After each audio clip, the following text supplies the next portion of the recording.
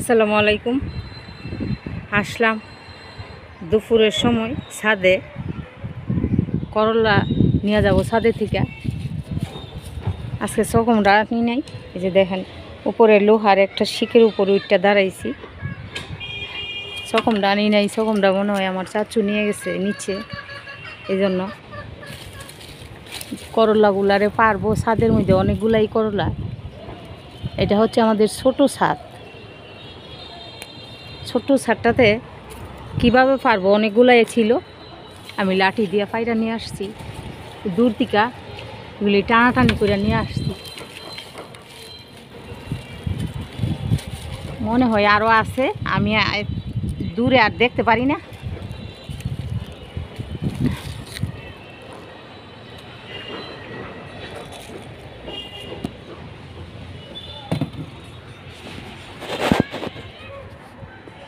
এই যে দেখেন আছে এদিকে, এগুলার পারবো।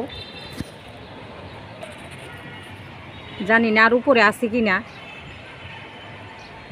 আমি কিছুটাই লাঠিটা দিয়ে টাইনা কিছুটা নিয়ে আসছি উপরে থেকে, আর পাশে যেগুলো আছে এগুলাই আমি এখন গাইটা নিয়ে যাব।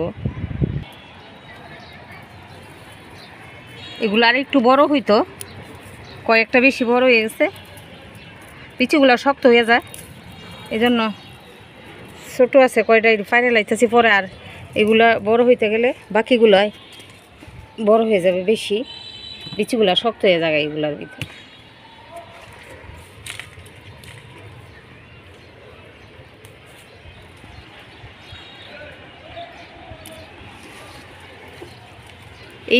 এই সামনেই আসে একটু বেশি, কারণ এই গাছের লগে বাজানো আছে অনেকগুলা লত্তি। এই যে এই লতিগুলা দেন ভিতরে ঝুলা রয়েছে।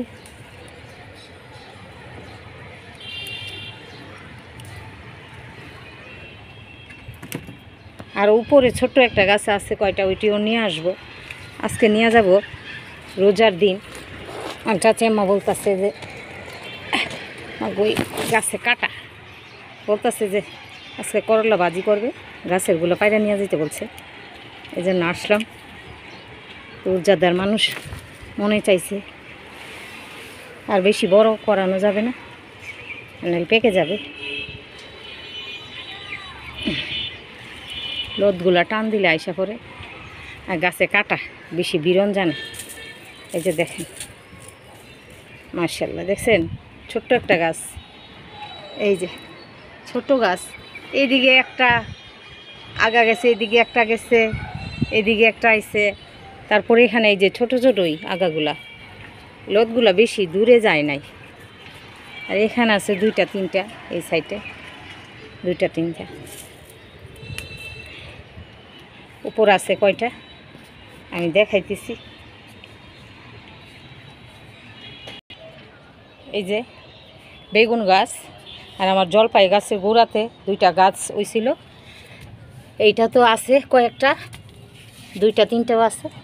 এইটাও নিয়ে যাই, সব একসাথেই বাজি করব। আসো, আর এটা ছোট নিয়ে নেই, আবার একা হয়ে যাবো গাছের। আর নাই, এটাও বেশি দূরে যায় না, এই সামান্য একটুকুই। এখান থেকে অনেকগুলো ড্যাম আইসা পড়ে, এটাই সমস্যা। একেবারে একটা জঙ্গলের মতো হয়ে গেছে। আমি আবার ওইগুলা থেকে ছুটাই দিছি, এই বেগুন গাছে ধরে লাইছিল, এগুলা থেকে ছুটাই দিছি, দিয়ে এটারে আলাদা করে দিয়ে দিছি। আর বেগুন গাছগুলারে রশি দিয়ে টানা দিয়ে দিছি। দেখেন এখন রোদে হলুদ হয়ে যাইতেছে বেগুনগুলা। মাশাআল্লাহ বেগুনও আসছে, ভালো আসছে ইনশাল্লাহ। এবার পাকলেই নিয়ে যাব। এই হচ্ছে আমাদের করলা মাশাআল্লাহ। দেখছেন অল্প অল্প করে একটা দুইটা করে কতগুলো হয়ে গেল। আপনারা ওইভাবে একটা দুইটা গাছ লাগাইবেন, এরকম একটা দুইটা ফাটতে ফাটতে দেখবেন যে এরকম কতটি হয়ে গেছে।